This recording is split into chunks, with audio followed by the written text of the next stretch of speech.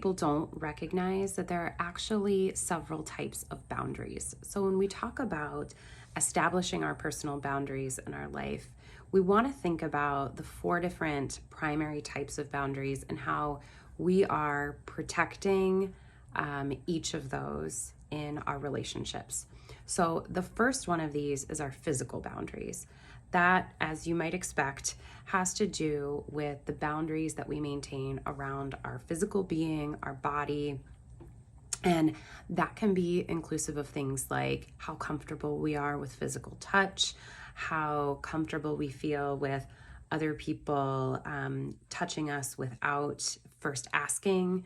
It certainly also relates to our feelings around our sexual boundaries, and making sure that there is good consent for whatever we are engaging in that area. The second type of boundary are our material boundaries, and we don't necessarily talk about this one quite as often, but it's actually really important. It's the boundaries that we feel around our stuff, our physical space, and the things that we own or that belong to us. And if you've ever had people swipe your clothes without asking or barge into your space without your consent, you know how badly it can feel to have your kind of material boundaries violated. The next one is our emotional boundaries.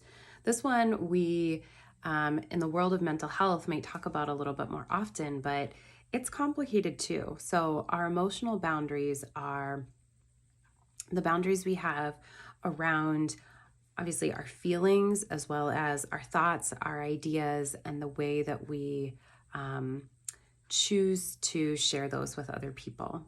So people might be infringing on or violating our personal emotional boundaries if, for example, they're unloading a lot of their own emotional turmoil onto us without having sort of asked us if we can hold that or if we're ready for that.